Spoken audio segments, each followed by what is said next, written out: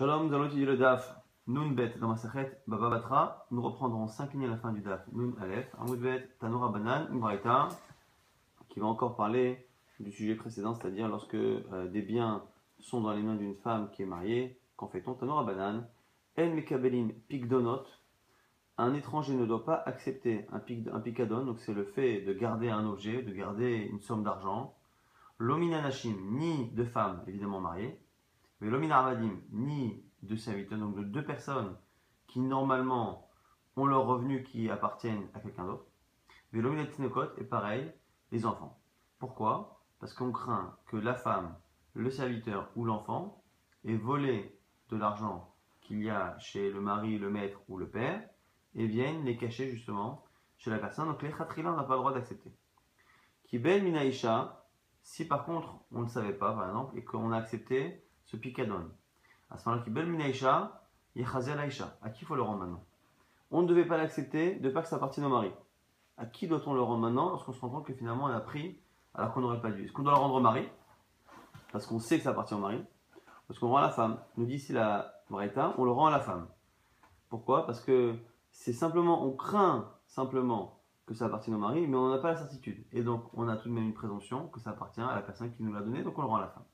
Ve'im meta, si la femme meurt, yachazel et barla, on le rend au mari. Pourquoi? Parce que le mari en est propriétaire, lui manafcha, quelle que soit la situation. Soit la femme lui avait volé l'objet, et donc l'objet depuis le départ lui appartenait.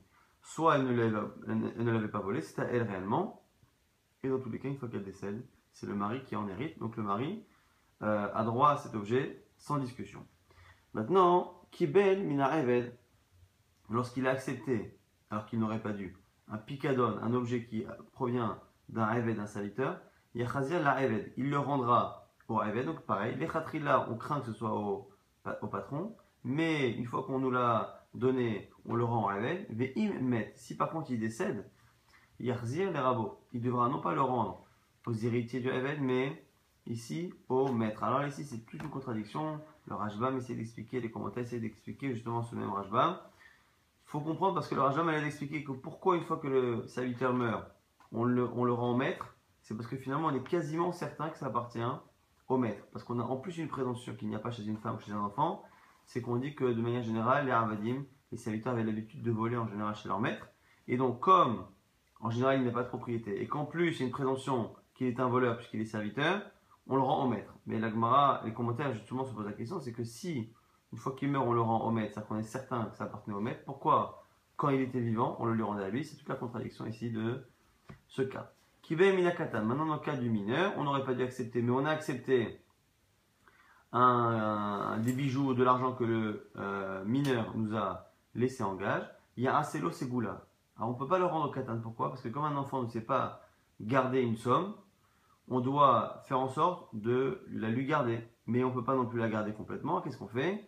Il y a un selo ségoula, on va faire avec ça ségoula. Ségoula, c'est qu'on va lui garder l'argent. Ségoula, nous disent les commentaires, c'est quelque chose dont c'est un investissement dans lequel le capital est préservé de manière quasi certaine, mais qui fait tout de même, qui donne des profits. Alors des profits qui sont forcément légers, mais en tout cas qui donnent des profits sans que le capital soit en danger. Ve'immet, si l'enfant meurt, yachazal et yorshav, on le rend aux héritiers. C'est exactement comme dans le cas de la femme, c'est qu'on estime simplement qu'il est possible que l'enfant ou la femme ait volé, mais si on l'a pris, on le lui rend à lui, et s'il meurt à ses héritiers, il n'y a que dans le cas du serviteur, ou s'il meurt, on ne le rend pas aux héritiers. Vechulan, shamro beshan mitatan, autre halacha, ces trois personnes-là, la femme, le serviteur et même le mineur, shamro beshan mitatan, qui ont dit au moment de leur mort, shel plonihen, ces objets appartiennent à un tel. Donc en fait, on a laissé cet objet-là, on a l'impression que cet objet-là leur appartient, mais avant de mourir, ils nous disent que finalement ce n'était pas à eux, c'était à quelqu'un d'autre. Alors maintenant le problème que l'on a, c'est quoi? C'est que ces gens-là sont des personnes qui en général n'ont pas d'argent à eux, puisqu'en général, tout l'argent qu'une femme, qu'un mineur ou qu'un serviteur gagne va à son maître, au père ou à son mari. Et du coup on a un doute maintenant. Elle nous dit, ou l'enfant nous dit que ça appartient à un étranger, mais nous on a tout de même une crainte que ça appartienne finalement au père, au mari ou au maître. Et peut-être qu'il a honte, la personne a honte de dire qu'elle a volé. Et donc, pour se débarrasser de l'objet, elle dit ça appartient à quelqu'un. Donc du coup, la Gemara nous donne une aïtza intéressante. Si il dit que ça appartient à une personne, à une tierce personne, il y a un Sekipérushan, on fait comme ce qu'ils ont expliqué. Ve'imlav, et sinon, alors c'est quoi sinon? On a dit que sinon, on a l'impression que c'est finalement qu'ils n'ont rien dit. Mais le Rashbam a l'air de repousser cette explication et nous dit que Ve'imlav, c'est quoi Ve'imlav? Et sinon, si tu ne les crois pas, si tu n'as pas confiance en ce que la personne dit, et que tu as l'impression que la personne dit quelque chose pour éviter de dire qu'elle a volé son père, son mari ou son maître, il y a assez. Pirouche les pirouchan. Tu feras une explication de son explication. C'est-à-dire que quand la personne avoue à la fin de sa vie que c'est pas elle, mais que c'est une tierce personne, à toi de commenter son commentaire et te dire que non, en fait, quand elle dit ça, c'est bien de dire c'était à mon mari, c'était à mon maître, c'était à mon père, et je l'ai volé, mais elle n'ose pas le dire. Alors, la Gemara va rapporter une histoire qui illustre cette halakha, des bidhou, des Rabba Bar Bachana, la fille de Rabba Bar Bachana qui cache Achava au moment de mourir. Michel, la femme de Rabba Bar Bachana au moment de mourir, a dit à Abraham, Hane équipé des Martha, ou venez Martha. Elle a dit ces bijoux-là, ils appartiennent à Martha, ou venez Martha et au fils de Martha. Donc Martha c'était un race, c'est frère de Rabbi Chian, nous dit le Rashbam. Et cette femme-là, avant de mourir, nous dit que les objets, les bijoux qu'elle a laissés chez quelqu'un appartiennent finalement à Martha et à ses enfants. Atal et Kamé des Rav. Maintenant, Rabba Babachana, son mari, est venu voir Rav. Il dit qu'est-ce que je fais? Est-ce que je considère que ma femme a raison et donc je rends ces objets-là, ces bijoux, à Martha et à ses enfants? Ou est-ce que j'estime qu'en fait ma femme a eu honte et peut-être qu'en fait elle m'a volé et c'est finalement des choses qui m'appartiennent? Amarlé, réponse de Rav, Ime Nalach. Si elle est digne de confiance, si tu la crois, c'est qui Péroucha, fais ce qu'elle te dit, comme ce qu'elle a expliqué. Et Ve'ilo, et si tu ne la crois pas, c'est Péroucha, Péroucha. Tu fais la même chose, c'est-à-dire que tu expliques son explication. Ça, c'est la première version. Avec Kanamaya qui disent que c'est autre chose. Achi Amalek, c'est comme ça qu'il lui a dit. I Amidalach. Alors, Amida ici, c'est quelque chose de fort, de puissant. Alors, I Amidalach, c'est qui Péroucha. Si c'est quelque chose de fort, fais comme ce qu'elle te dit. Ve'ilo, sinon, c'est Péroucha, Péroucha, tu fais une explication de ce qu'elle a dit. Alors, ça veut dire quoi ici, Amida? Le Rashbam donne deux explications. Amida, il y en a qui disent que c'est les gens justement qui sont censés être les propriétaires. Si tu penses que Martha et les fils de Martha sont des gens qui sont amidim, qui sont assez puissants financièrement pour posséder des bijoux de cette valeur, à ce moment-là, tu peux la croire. Sinon, non. Donc là, ici, dans les deux versions, il y a une différence. Dans le premier cas, on appuie sur la confiance que l'on a en cette femme. Dans le second cas, on regarde plus la faisabilité de la chose. Est-ce que c'est plausible ici que ce qu'elle nous dit est vrai? Au-delà de la confiance qu'on peut avoir en elle, est-ce que ce qu'elle argumente est quelque chose de plausible? Rashbam donne une autre explication. Amida, c'est est-ce que la relation qu'elle a avec ces personnes est assez forte pour qu'il puisse avoir cette relation de confiance, de se laisser justement des objets de cette valeur. En tout cas, ces deux versions, est-ce que finalement c'est la némano de la femme ou est-ce que la chose est plausible d'une manière ou d'une autre, plausible soit par la puissance financière des personnes, soit par les liens qui peuvent unir cette femme à la famille de Martha. Maintenant, on reprend la Mishnah. Ce qu'on avait dit récemment dans la Braïta, que Minakatan et Aselo Segula, on a dit que si on a pris un picadon d'un enfant alors qu'on n'aurait pas dû le prendre, à ce moment-là, on fera Segula, on prend un investissement qui rapportera quelques pérottes, quelques fruits, mais qui perdra le capital. Maï Segula, c'est quoi cette Segula? Rav Chizda Amar Sefer Torah. Rav Chizda dit un Sefer Torah. Sefer Torah, ça ne bouge pas en général. Et entre-temps, on peut étudier avec. Rabba Baravuna Ama, autre avis qui dit Dikla, un palmier. Des achal minetamre, car on peut en consommer des dattes. Alors pourquoi spécialement le palmier? Parce qu'il n'y a pas besoin en général de s'en occuper. C'est un arbre qui pousse tout seul et qui donne régulièrement des récoltes. C'est la raison pour laquelle c'est facile pour un enfant. Alors du coup ici la question qu'on peut se poser c'est est-ce que ce sont deux avis qui sont différents? Il y en a qui veulent mettre ça dans le même panier, donc il y en a qui rapportent dans la halakha les deux avis. Et certains, au contraire, comme le Rambam, le Roche, ont l'air d'apporter un avis ou l'autre. Donc la question c'est est-ce que finalement on peut mettre dans le même panier Sefer Torah, Dikla, c'est en gros toute chose dont le capital est préservé et qui donne un profit d'études ou un profit financier. Et certains vont dire que non, justement c'est peut-être l'un ou l'autre, c'est-à-dire qu'il y en a qui va plus privilégier le profit de Torah, l'autre qui va plus privilégier le profit financier. On reprend la Mishnah cette fois qui dit Velo la av benir sa ben, velo la ben benir sa av. Que entre un père et un fils, il n'y a pas de chazaka. Si l'un des deux utilise un bien pendant 3 ans, il ne peut pas par cela justifier qu'il en est devenu propriétaire, puisque c'est l'habitude. Là, si on a une marloquette, Amar Rav Yosef, Afilou Chalku, selon Rav Yosef, même une fois que le père et le fils se sont séparés, il y a cette impossibilité de faire chazaka. C'est-à-dire, même un fils qui ne vit plus chez son père, qui ne dépend plus financièrement de son père, qui ne mange plus à la table de son père, même ce fils-là, on a l'habitude finalement qu'un père laisse ses biens dans les mains de son fils, et donc il est possible qu'il soit dessus pendant 3 ans sans que ce soit une preuve que ce soit à lui. Rava n'est pas d'accord. Amar, Chalkulo. Rava dit non. Cette Mishnah ne parle que lorsque le père et le fils habitent sous le même toit et que le père s'occupe de la parnassa du fils. Et là-dessus, on va encore apporter des avis. Amar Birimea Medifti, Avad Rav Papi Ouda, Chalku Lo. On nous dit ici que Rav Papi, il a un jour tranché la lacha, que Chalku Lo, que dans le cas où ils sont séparés, il y a oui Chazaka, donc il n'y a pas le din de notre Mishnah. Kerava, comme Rava. Amar Nachman bar Yitzchak, Ishta Eli Rabbi Chia, Mi Urmiz Ardeshid. Rav Nachman bar Yitzchak nous dit qu'un jour il a rencontré Rabbi Chia de Urmiz Ardeshid, un Rabbi Chia qui est particulier, d'une ville particulière, qui lui a raconté, de Ishtael et Ravacha bar Yaakov Mishmei et Rav Nachman bar Yaakov, que Ravacha bar Yaakov avait dit au nom de Rav Nachman bar Yaakov, Chalkulo, que si ils se sont séparés le père et le fils, il n'y a pas ce din-là de la Mishnah, ve Ilcheta el Halacha est ainsi, que Chalkulo, que la Mishnah ne parle pas d'un cas où ils se sont séparés. Tanya Namiachi in Braïta le confirme, Ben Shechalak ve Ishto Shen Garsha, Arein Kish'a Kol Adam, un fils qui s'est séparé de son père et une femme qui s'est séparée de son mari par un divorce, sont comme des étrangers par rapport à la Chazaka, et donc la lacha ici bien tranchée par les Amoraïm et par la Braïta, que pour nous dire que quand un père et un fils n'ont pas de Chazaka, c'est lorsqu'ils vivent sous le même toit, que le fils dépend du père. Lorsqu'ils sont séparés, ils sont comme 2 étrangers, et donc 3 ans d'utilisation d'un bien immobilier serait une preuve pour le fils qu'il a bien acquis le terrain. Maintenant, nouveau cas, Itmar. Alors là, on est dans une situation où il y a un héritage. Donc on a le père qui décède et les fils qui ne sont pas forcément, par exemple, qui sont parfois demi-frères, puisqu'il y en a un qui peut avoir une mère différente des autres. En tout cas, c'est un cas où le père décède et les biens n'ont pas été encore partagés. Il y a plusieurs moments dans l'héritage. Il y a évidemment le moment où le père est vivant, donc il est propriétaire à 100%. Le moment où le père décède, mais que les biens n'ont pas été encore divisés. Et donc, ils sont tous associés dans 100% des biens.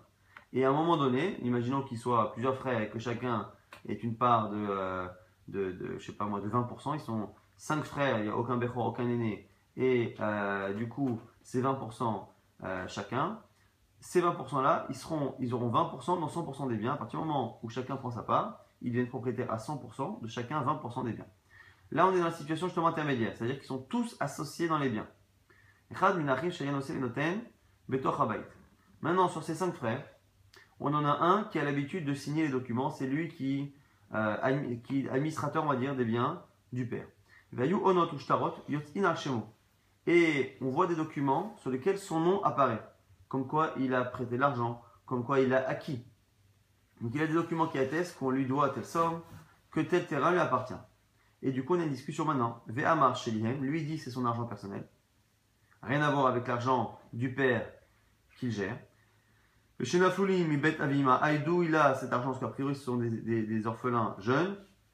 Il dit qu'il a hérité du côté de sa mère. Le père de sa mère est décédé, il a hérité.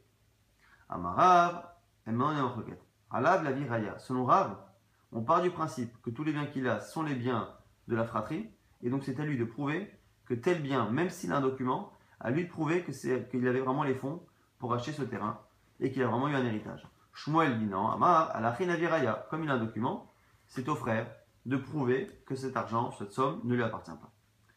Maintenant, Shmuel va penser que dans un cas, Rav serait d'accord avec lui. Amar Shmuel nous dit, Modeli Abba. Abba ici c'est Rav. Rav est d'accord avec moi. Chez Im Met, que si la personne en question décède, Alachin Aviraya. Donc on a 5 frères par exemple. Un des frères s'occupe des biens, on a des documents qui sortent en son nom, et cette personne-là décède. Et donc maintenant, le procès se déroule entre les 4 frères restants et les héritiers du frère en question, donc les neveux. Et du coup, nous dit Shmuel, Rav ici est obligé de dire qu'on ne peut pas demander aux enfants d'apporter une preuve. Pourquoi? Tant qu'il était vivant, il pouvait apporter une preuve. La preuve que ce document qui dit que ce terrain est à moi, c'est un vrai document, c'est que regardez, j'ai reçu l'héritage de mon grand-père. Le seul problème, c'est que les enfants eux-mêmes ne sont pas en mesure de prouver quoi que ce soit. On a vu à plusieurs reprises qu'on facilitait la chose aux héritiers qui ne peuvent pas forcément apporter toutes les preuves pour leur père. Donc nous dit Shmuel, nous on discute dans le cas où le type est vivant. Est-ce qu'il doit apporter une preuve ou pas? Selon Rav, il doit apporter une preuve. Mais Shmuel dit, tu serais d'accord Rav, au moins, que s'il n'est plus là, on ne peut pas demander aux enfants d'apporter une preuve. Ça c'est ce que dit Shmuel. Et là, Gemara va objecter. Parce qu'il Rav Papa lui dit, mais attends, Klum ta'anina le'uleyatme mide delo ta'anina le'wavon. C'est pas possible. Enfin, il ne veut pas objecter à lui directement, parce que Rav Papa vient bien après Shmuel. Mais c'est Rav Papa qui objecte, c'est logique, il dit, mais c'est pas possible, pourquoi? Parce que tout le principe de ta'aninan, de donner une force aux héritiers, c'est qu'on ne veut pas que les héritiers soient perdants par rapport au père. Et donc ce que le père aurait pu dire, on le dit à la place du père, donc on le dit pour les enfants. Mais on ne va pas donner à l'enfant plus de force que le père. Mais on ne peut pas argumenter pour les orphelins, m'idée quelque chose que leur père n'aurait pas pu dire. Enfin, il n'aurait pas pu le dire en étant cru. D'où on le voit. Il y a eu les deux objets qui étaient chez une personne et les héritiers se sont retrouvés avec. Zuga des Sarbella, c'est une paire de ciseaux qu'on utilisait pour les manteaux en laine lorsqu'on faisait un manteau en laine. Après, on devait passer une sorte de peigne pour enlever le surplus et après, on prenait un ciseau très spécial, vraiment particulier pour cela, pour couper justement la laine qui dépassait. Sifra d'Agata, c'est des livres de Drashot, de Chazal, des livres de Moussar. Ces deux objets-là étaient chez une personne qui est décédée. Et maintenant, les enfants se demandent si c'est à eux ou au propriétaire d'origine. Miyatme Belol Raya, Rava, lorsqu'il a entendu qu'un type était venu prouver qu'à la base c'était à lui, il a sorti ces objets-là des héritiers. Pourquoi? Parce que Bedvarim, Asuim, Lashil ou Laskir. Parce que ce sont des choses qui sont habituellement prêtées ou louées. Kedeshalach Ravuna Bar Avin, comme Ravuna a envoyé. Donc Ravuna Bar Avin a envoyé. Bedvarim, Asuim, Lashil ou Laskir. Les choses qui sont habituellement prêtées ou louées. Quelqu'un dit voilà, je l'ai dans les mains, c'est à moi, et non eman. Ce qui veut dire qu'on est en train de nous dire ici, on a tourné, on est Nunben à Moudbet, on a une halakha, et on va remonter finalement le fil. Une halakha de Ravuna Bar Avin qui nous dit que lorsque quelqu'un possède un objet dans les mains, en général, on a une présomption que c'est à lui.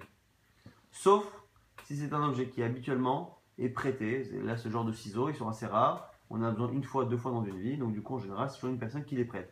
Quand cet objet est très souvent dans les mains de celui qui n'en est pas le propriétaire, le fait de l'avoir dans les mains n'est pas une preuve. Ça, c'est pour une personne qui elle-même a l'objet.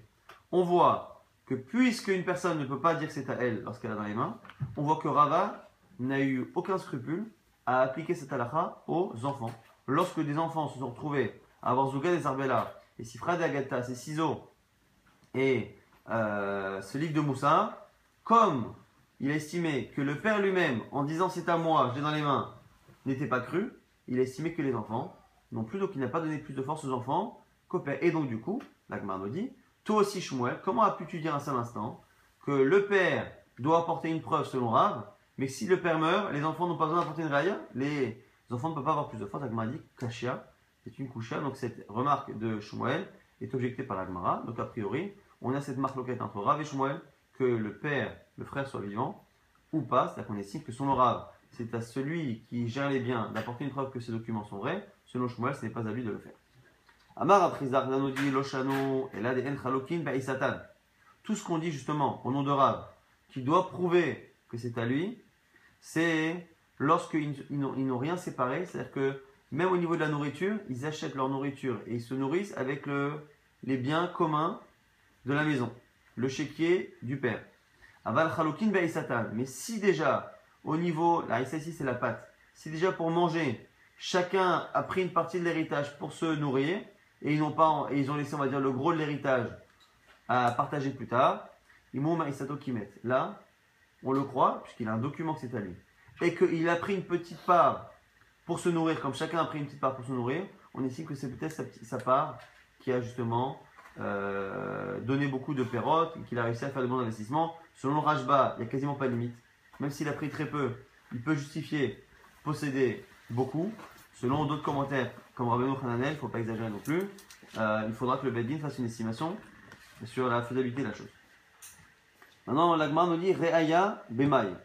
On a dit que selon Rav, il fallait apporter une Re'aya, une preuve. Celui qui est frère et qui, avant qu'on ait fini de partager, a finalement sorti des documents comme quoi il est propriétaire de certains biens. Selon Rav, il doit justifier qu'il en est vraiment propriétaire. L'Agmar pose la question quelle est sa Re'aya? Il a déjà un document. Quelle est sa Re'aya? Rabba Amar, Re'aya Ve'edim. Selon Rabba, il faut amener des témoins. Le document n'est pas suffisant, on n'a pas qu'il soit faux. Il faut amener des témoins. Rav Shechet Amar est plus Mekil et dit Re'aya Bekiyu Mashtar. Non. Il suffit que le document qu'il nous apporte est un document qui à l'époque a été validé par le Beddin.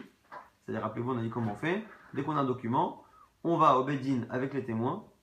Comme ça, le Beddin met son tampon. On dit voilà, document Mekuyam. Et à ce moment-là, un document qui a beaucoup plus de force. Donc, marque le gars ici, Rabba et Rav Shechet. Est-ce qu'il suffit de faire Kiyum Ashtar ou est-ce qu'il faut amener des témoins? Amalé Rabba et Rav Nachman. Maintenant, Rabba pose une question à Rav Nachman. Harav et Hashmuel. On a une marque le gars Rav ou Shmuel. Est-ce que le frère qui a des documents comme quoi il est propriétaire de certains biens, est-ce qu'il doit prouver que c'est à lui et non pas à la fratrie? Marque le gars Rav ou Shmuel. Rabba et Rav Shechet. Et on a maintenant la marque le gars entre Rav et Rav Shechet. Sur Rav, est-ce que c'est Be'edim ou est-ce que c'est Bikiyum Ashtar? Mar Keman Zirale. Question de Rava, à Rav Nachman. Comme qui pense mon maître? Donc comment pense Rav Nachman? Amarle lui dit Anam Makita Yadana. Moi je connais que la Braïta. Je ne regarde pas le reste. Détania c'est une Braïta qui dit Echan Minachim. Shayanoten Benose Noten Betor Beto. Celui, donc on a un des frères qui est en train de s'occuper des biens justement de la fratrie. Vayu Onot ou Shtarot Yotzim Hashemo. Il y a des documents de vente ou des documents de prêt Yotzim Hashemo qui sortent à son nom. Amar et dit Sheli En, c'est à moi. Shnaflumi vet ima que j'ai hérité du père de ma mère. Alav lehavi reaya, c'est à lui justement d'apporter une preuve. Et donc du coup, on a la preuve que Rav Nachman pense comme Rav, même s'il n'a pas tranché entre Rav Shechet et Rabba. Et Chen Isha est pareil dans cette braïta pour une femme. Chen Isha, qui s'occupe des biens justement des héritiers. Elle a son mari qui est décédé et elle gère les biens qui sont les biens justement dont les enfants vont hériter. Il y a une sorte de documents comme quoi elle est propriétaire de certains biens ou de certaines créances. Elle dit Shelihen, ils sont à moi, Shnafluli mi bet abi abba ou mi bet abi ima, qui proviennent de la maison de ma mère ou de la maison de mon père que j'ai hérité. Aleha la viraya, elle aussi, c'est à elle d'apporter des preuves. La Gemara se pose une question, quelle est la nécessité d'apporter le second cas? Maï vechen. Pourquoi avoir besoin du vechen du second cas, puisque finalement, on a l'impression que c'est le même cas que dans le cas des frères. La Gemara nous explique pourquoi on aurait pu penser qu'on fait confiance plus à la femme, à la mère des enfants, enfin même pas la mère des enfants, c'est la femme, que dans le frère. Pourquoi? Maoud et Tema, qu'est-ce que tu aurais pu penser? Isha Kevan, des Shvichala Mita. La femme, comme elle est honorée, elle a un avantage, elle est honorée que, en tant que femme, on la laisse être tuteur justement des biens des enfants. Kevan des Shvichala Mita, D'Amre Katacha Kameyatme, parce que justement, elle fait des efforts pour les yitomim et elle a un certain kavod. Lo Gazlam Yatme, on aurait pu penser qu'elle ne vole pas. Et du coup, lorsqu'elle a un document qui dit que c'est à elle, elle n'aurait peut-être pas besoin d'apporter une preuve comme un frère, Kamash Malan, qu'on ne lui fait pas plus confiance qu'un frère lors d'un héritage. On reprend la fin de la Mishnah qui disait Mamen Arim Amorim et Machazik. Après avoir parlé en fait dans plusieurs Mishnah, depuis le début du Père, on avait parlé de Chazaka de 3 ans, c'est-à-dire l'utilisation de 3 ans d'un bien immobilier qui permet de prouver qu'on est le propriétaire sans avoir de documents. On disait la Mishnah à la fin Mamen Arim Amorim, de quoi parle-t-on? Et Machazik, lorsque on est Machazik, ça c'est quelqu'un qui tient entre les mains, je veux dire qui reste pendant plusieurs années dans un terrain. Aval benoten matana. Mais dans le cas où c'est un don, ou dans le cas des frères qui partagent, et celui qui prend possession des biens d'un converti qui n'a pas d'héritier, une fois que le converti qui n'a pas d'héritier décède, le bien est efficace, n'importe qui peut en prendre possession. Dans ces cas-là, on avait dit quoi? La chazaka se fait de manière immédiate dans ces cas-là, c'est-à-dire s'il a créé une porte, s'il a cassé une barrière, s'il a créé une barrière. Alors le seul problème, c'est que cette phrase-là pose un peu un souci. On dit quoi? Vamari dans Yamru, tous les dîmes de chazaka, c'était, quand on fait chazaka de 3 ans, c'était les cas précédents. Mais par contre, dans les cas où il y a un don, dans les cas où il y a un héritage, dans les cas où il y a un guerre, à ce moment-là, c'est immédiat. Le problème, c'est que la formulation de la phrase, la Gemara dit, à tout kolané d'Amrinan, la vene chazaka ninu, on a l'impression que finalement, quand on dit que ces 3-là ont cette chazaka-là, on a l'impression qu'ils n'ont pas de chazaka de 3 ans. Et donc du coup, la formulation de la phrase pose un problème. Bamid varim amorim, ça a l'air de parler de ce qu'on a dit avant, que ce qu'on a dit avant, la Chazaka, ne fonctionne que pour ceux qu'on a cités, mais pas pour Matana, Achin et Nirzager. La Gemara dit corriginant. Chasou et Mersara, Mechik Katani, manque des mots. Quand est-ce qu'on a besoin de 3 ans? La Mishnah ici va expliquer le chilou qui est entre les deux termes Chazaka, la Chazaka de 3 ans et la Chazaka immédiate. Une Chazaka qui est une preuve et une Chazaka qui est un kinyan, qui est une acquisition qui n'a rien à voir. Quand est-ce qu'on a besoin de 3 ans? Lorsque je veux devenir propriétaire, mais en fait je veux prouver ma propriété face à quelqu'un qui estime être encore propriétaire, face à un ancien propriétaire qui dit c'est encore à moi. Et Gon Mocher, quand le vendeur ou le vendeur présumé, Omer dit l'Omacharti, je n'ai pas vendu. Et Alokach Omer, la carte est moi qui l'ai acheté, je dis je l'ai acheté. Lorsque l'on a ce genre de discussion, c'est là qu'il faut 3 ans, on a dit 3 ans, 3 récoltes ou ainsi de suite. C'était ça la discussion qu'on avait depuis le début du chapitre. Ça, c'est parce que l'on a en face de nous quelqu'un qui n'est pas d'accord. Et donc, c'est une chazaka qui sert non pas à acquérir, mais qui sert à prouver que j'ai acquis le terrain et qui fait effectivement faire un statut, change un statut au bout de 3 ans. Aval chazaka chez l'matana. Mais lorsqu'on veut faire une chazaka, donc devenir propriétaire, mais que personne en face de nous ne s'oppose à cela, à ce moment-là, ce sera une chazaka de kinyan d'acquisition qui se fera immédiatement. Comment? À ce moment-là, Kegon Otel Matana, V'achin dans le cas par exemple d'un don, V'achin Shechalku dans le cas d'un héritage, V'amachazim Minirzager ou pareil pour celui qui prend le bien d'un converti qui n'a pas d'héritier, immédiatement, lorsque les frères se décident à partager, toi tu prends ça, moi je prends ça, moi je prends ça, dès qu'il y en a un qui fait un geste, il devient propriétaire. Pareil pour le cas du guerre et pareil pour le cas du don. À ce moment-là, c'est juste une acquisition qu'il faut et non pas une preuve. À ce moment-là, Na'al, une fois qu'il a fermé, et ici, selon le Rashbam, c'est pas fermer la porte, c'est mettre une porte. Gadar, il a mis une barrière. Paras Koshéou, il a au contraire cassé une barrière.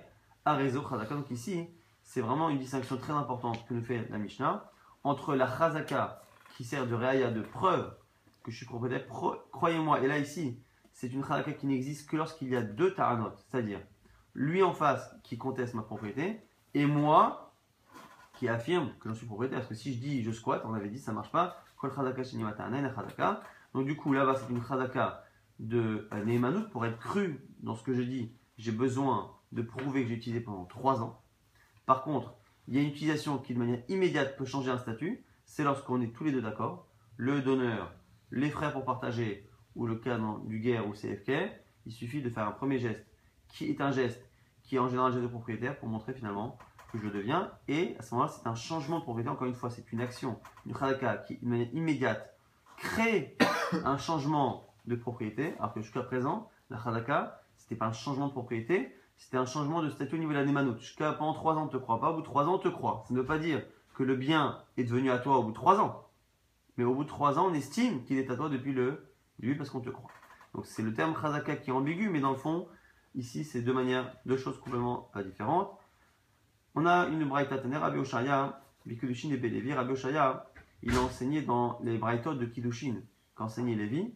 Na'al, Gada, Paras, Koshe ou Befanav, Arezo, Chazaka.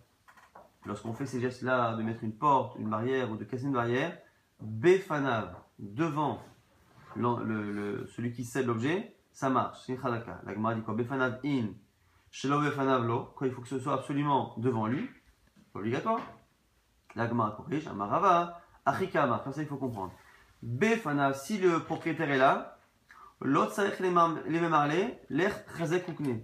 On n'a pas besoin que celui qui cède le terrain propose officiellement devant 2 témoins en lui disant voilà, va et fais chazaka.